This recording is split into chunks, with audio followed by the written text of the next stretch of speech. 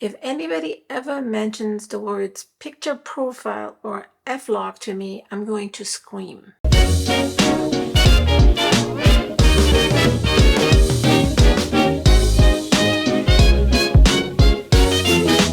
Hello everybody, how are you? You know that I've been trying to upgrade my camera to something that would be able to film me more than 10 minutes at a time without overheating, and the Fuji X100V wasn't gonna have it. While the Fuji produces fantastic image quality in still images as well as videos, I can't use the camera because after 5 minutes it overheats. Plus it has all kinds of limitations because it's not made for video. And for years now, for the last 3 years, I've eluded myself to think that the Fuji would be able to handle my YouTube videos, but it's not going to happen. So I went and replaced all of my Fuji gear except for the X100V and gave it all into a camera store as a down payment to a new camera. I was considering between two cameras. The first one that I really wanted was the Fuji X-S20 that is going to launch at the end of June. And it sounded on paper like a fantastic camera. Not too big. It has no record limits. Like you can record as long as your battery lasts or your card is not full. And it doesn't overheat, so they say. I'm waiting for the actual real-time reviews. But anyway, and then the other side of the equation would have been a APS-C camera of the Sony kind. Let me backpedal here. So my goal was to get a very blurred background for nice subject separation. So I'm in focus and everything behind me is not. Because the stuff behind me, although it is beautiful, I have to say so myself, it's not important. So we want it to be out of focus so that the attention is all on me, right? In order to achieve that, you need a camera with a big sensor, not a tiny sensor like on a cell phone or a point and shoot camera, but a big-ish sensor. Now, as you may have noticed with my previous videos on the Fuji, that was very possible with the Fuji sensor, which is an APS-C sensor. So the Fuji X-S20 that is launching at the end of June, in Canadian dollars, the price for just the camera, no lens, and you need a lens to use these cameras, would be $1,750, $1,750 plus tax, so about $2,000, a little more than $2,000. And then the lens that I would have loved to go with would have been the 18mm f1.4. f1.4 meaning it's a very large aperture. Cheaper lenses have an f3.5, 4, 5. f1.4 is needed to get this blurry background. So the 18mm f1.4 from Fuji would have cost another $1,300 plus tax. In order to get a nice blurred background, a nice Fuji camera that doesn't overheat, I would have had to spend over $3,000. And because my channel isn't monetized, I didn't think that was an option for me. So I started looking at Sony cameras, specifically at the ZV-E10, because it's a nice little camera. It's tiny. It doesn't overheat. I researched the heck out of that. That's one of their cameras that doesn't overheat. It gets warm, but it doesn't overheat and doesn't shut down. It doesn't have any record limits. The Fuji X100V, after 10 minutes, it literally stops the video. You have to hit the record button again. And if you're like me and you start talking and you're having all these important things to say, you don't notice it. And maybe you talk another 10 minutes before you finally realize that the recording has stopped. To make matters worse, there is no flippy outy screen. So when you're filming yourself, you can't see it. So I needed a camera that wouldn't overheat, that would have a flippy outy screen, and that would have a really good autofocus.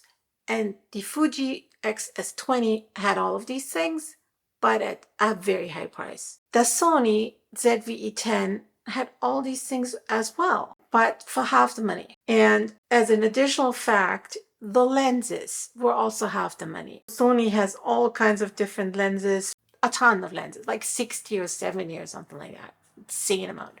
Because everybody and their dog shoots Sony these days. Why was I so attached to Fuji? It's because Fuji has beautiful colors out of camera. You don't have to mess with any settings. You don't have to mess with white balance.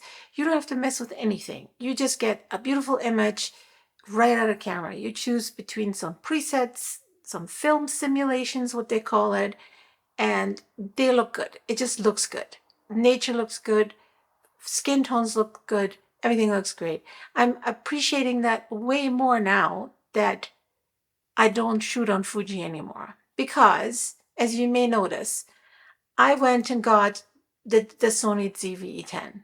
ZV-E10. I'm starting like an American now. ZV-E10, but the Sony ZV. I'm gonna call this ZV now because everything else is stupid. I went and got the Sony ZV with the 15mm f1.4 lens that I'm using right now. It's a great lens. It's very small. It fits very well with the camera. And I brought the camera home and I started filming with it and I was green. I was literally green and I didn't know what the heck was happening. And that's when everything came apart. I was comparing my images that I used before. This is what I like this. I like the color of my skin. I like the background. I like everything. And I realized that I had a long road ahead of me. I went to YouTube. I checked what other people are doing, if there's anybody who has ever complained about the green footage in Sony, and I realized that most people who shoot Sonys will be color grading in post-production. You can't just film a video and then feed it into your program to cut it and put it together and slice it, dice it, and whatever. You will have to also color grade your images so that they look okay. And I wasn't prepared for that. There's just so much extra work. It has to work out of camera. There has to be a way so I don't have to color grade anything. The color grading per se is not that bad, but when you're filming an F-Log setting, a raw image that needs color grading, when you're monitoring what you're filming on your monitor, it doesn't look good. I didn't want to have to imagine that my footage would look good after the fact. I wanted it to look good right now. So that's when I started to mess with the white balance. I know, right? The white balance in the Sony, which amazing, it lets you add your own color to it. So you get the auto white balance that every camera has, but in the Sony, you are actually able to add some different shades to it. You can add blue, greens, yellow, purples, magenta, whatever. And I mixed and matched until it would look pleasing to my eye. And I did that on the auto white balance. But then I went outside and everything suddenly would be purple. It would just add this purple magenta overcast. Again, not something I want to deal with. So now what we have come to is that I am not touching the auto white balance on this camera. Instead, I've used another one of the preset white balance modes that's in the camera that's called underwater, which I will never use. And I messed with the underwater color grading of the underwater inside the camera so much until it gives me a color that I like, which is this one. It's called auto white balance underwater, blue one, magenta 2.5 added. So that counteracts the yellow and green cast that the camera does. So I have to remember that if I use the camera for studio videography like right now, I just have to make sure that the auto white balance is on the little fish. And when I go and shoot B-roll, I will put the white balance on automatic and just not mess with it. Okay, so I talked about the color science of Sony, which is not remotely close to how good Fuji's colors are. But the camera has a lot of other benefits that Fuji doesn't have. For starters, it's way cheaper. The lenses, like I said before, much cheaper. Great lenses. The autofocus on the Sony, you can't beat it. There's just no way. This, like Fuji, I don't know, the X-S20 may be good, but This camera is 2 years old, and the autofocus on this camera is just out of this world. I don't even know how to do it. You're hearing me right now through my new microphone. I bought a microphone. The microphone I bought is a Sony microphone that sits on the hot shoe of my camera, and it doesn't need any wires, no cables. The information from the microphone goes directly in the camera through the hot shoe mount. I don't have to set anything. It just works. So somehow, it's not simple from the color science, but it's super simple from the audio aspect. So it's kind of like give and take, give and take. The cable. I can now power the camera with a simple USB cable. It will not power it forever, but it will last a long time. With the Fuji, I had to buy a dummy power pack and plug that in, and then I had another cable and another cable. I have one cable to this camera now. I don't need a light anymore because I have the window light now, and I think it's much more pleasing than that ring light. So no power to that too. I don't need a monitor anymore because I have a flippy outie screen. So another cable gone and a power cord gone. So now I have this camera sitting on this tripod with a microphone, no cable, and a flippy outie screen, no cable, and one little power cord, and that's it. That's nice. So I grab this thing and I go wherever I want. As long as just there's light, I can film. Those are benefits that I couldn't have with the Fuji. So now I have a setup for the studio, and I will have a setup for me when I'm walking around and taking B-roll shots, which I will probably do with the Fuji. A couple video clips here and there, the Fuji can handle. And the Sony camera is going to stay at home on the tripod. That's going to be my video camera. And for that amount of money, it's a feasible option. That's where we're at right now. I'm still a Fuji shooter, but I'm now also a Sony shooter. The build quality, by the way, I have no problems with Sony's build quality. I think they're great cameras, like at least the one that I'm looking at. The battery though on that little Sony is so much better than on the X100V.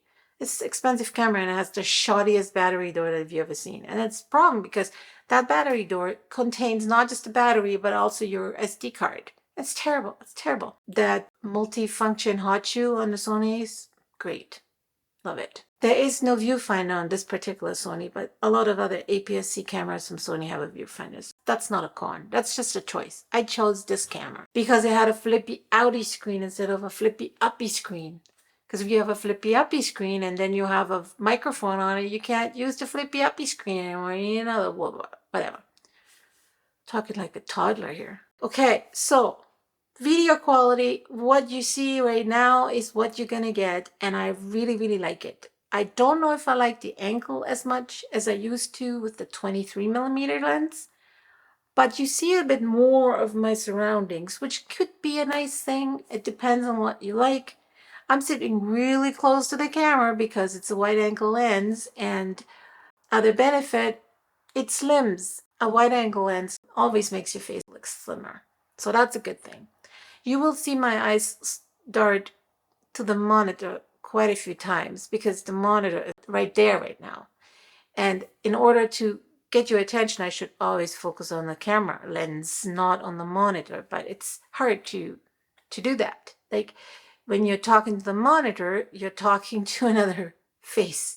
When you're talking to the lens, you're just talking to this black dot and you can't see yourself in it. So it's kind of like, I got to get used to that. I could mount this ND filter on it and then maybe see a little bit of a reflection of myself, and maybe that makes it easier. They should actually make one-way mirror filters for cameras so that you can see yourself while you're talking to the lens. I'm going to put a patent on that right now.